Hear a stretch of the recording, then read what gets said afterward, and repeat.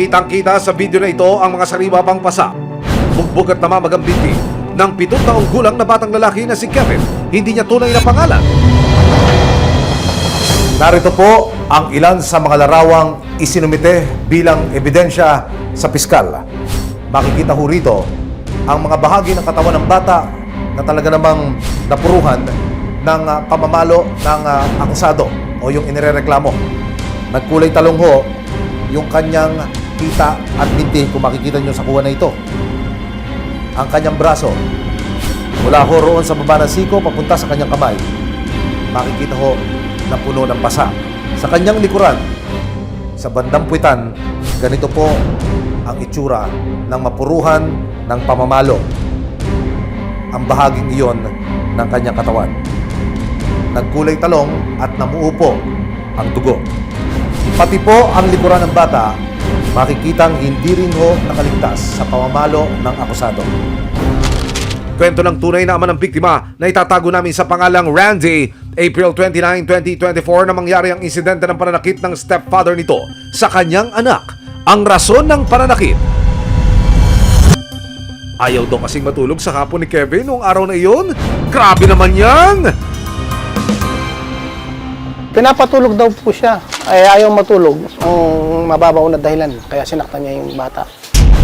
April 30, 2024 nang malaman ni Randy ang nangyari sa kanyang anak. Tinawagan ako ng anak ko, yung babae, yung ate niya. Ang sabi sa akin, nasa emergency hospital sila. Yung anak ko, binugbog daw ng amay niya. Kaya nagpunta ako doon ko lang nalaman. Ang kwento pa kay Randy, hindi daw ito ang unang pananakit sa kanyang anak dahil tuwing nagsusugal daw ang stepdad ni Kevin ay kinukulong daw nito ang bata sa banyo. Tinanong ko yung anak ko, tuwing magmamadyong pala yan kinukulong sa CR. Hanggat hindi matapos magsugal, hindi lalabas ang bata sa CR. Ayon naman sa tiyuhin ng bata na si Gilbert, hindi niya tunay na pangalan. Umaga ng April 30, 2024 nang makitang tumatakbo si Kevin palabas ng bahay ng amain, puro pasa at latay na raw ang katawan nito. Nung malaman namin, tapos na Tumakbo na lang yung batang palabas. Nakita nung lola niya. Agad nilang dinala si Kevin sa bayan para idulog ang nangyari sa DSWD. So ang lolo, dinala niya dito. So yun, nagkausap-usap kami, daling kagad sa Concepcion. Kaya dinaretso namin sa DSWD. Nagdalhin sila sa PNP Women and Children Protection Desk o WCPD ng Concepcion, Tarlac para ipablatan ang nangyari. Pinuntahan ng mga pulis ang amain ni Kevin pero tila nag-disappear na raw ito. Pagkakuha ng informasyon, pumunta kaagad yung ating investigador at saka WCPD para maimbestigahan yung kaso. Pero nung time na yon, yung suspect ay wala na po doon sa dahil sabi nila tumakas daw. Nung time na naganap yung krimen. Nakapareham ng resibo si Kevin at sa gabay na rin ng kanyang ama, kinumusta namin siya 1 linggo matapos ang insidente ng pananakit ng kanyang amain. Magpapakwento lang ako ha. Ano ba nangyari anak? Pinalo po ako. Madalas niya bang gawin ito? Opo. Kapag tanghali po, Bakit kanya pinapalo? hindi po ako natulog. Anong ginagamit niya anak? Kamay lang o may ginagamit siya iba? May ginagamit po sa iba. Kahoy po, 2x2. Saan kanya pinapalo? Hapit po pati sa paa, pati po sa kamay. Pati po sa mukha po.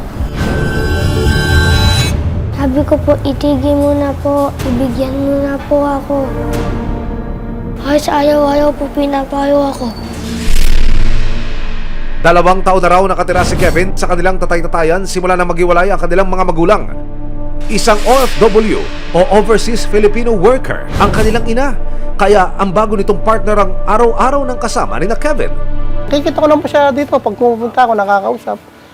Pag may oras po ako, kahit na nasa malayong lugar po ako, pinapadala po sila sa akin. Binibigay ko naman po yung makakaya ko. Ayon sa medico legal, moling o labis na pambubugbog ang sinapit ng munting katawan ni Kevin. Sa tulong ng barangay, sinubukan ng resibo na makapanayam ang amain ni Kevin.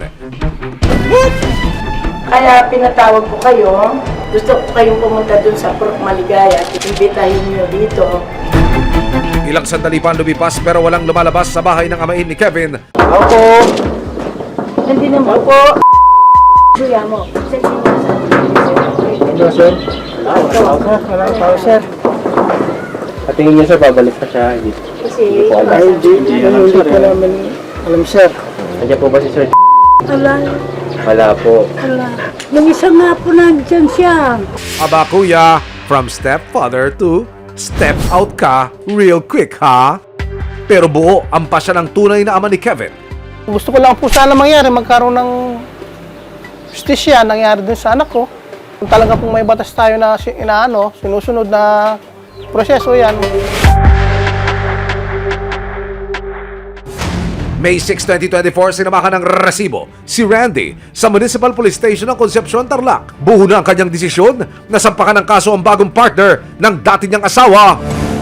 Sinampahan niya ito ng kasong paglabag sa Section 10 ng Republic Act 7610 o Act Providing for Stronger Deterrence and Special Protection Against Child Abuse.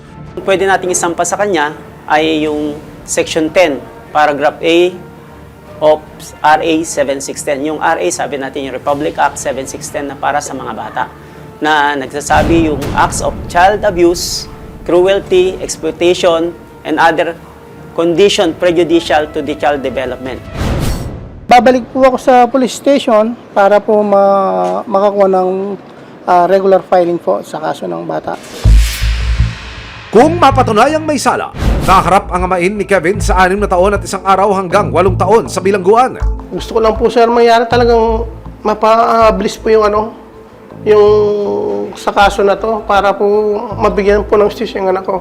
Mapapanatag na po siguro ko nun.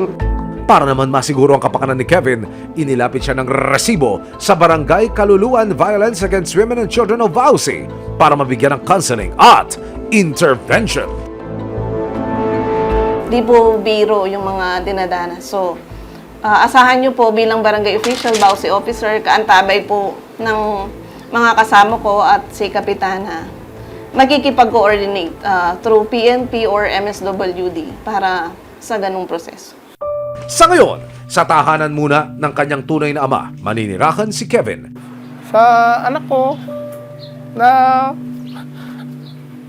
nakadanas po ng ganyan sa amay niya dahil wala po ako sa tabi niya. Humingi po ako ng patawad sa kanya sa nangyari.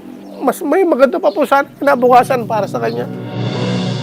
Ayon sa barangay, mukhang nasa mabuting lagay na si Kevin ngayon at pagtutulungan nila ng mga pulis na masigurong wala nang mangyayaring masama sa bata.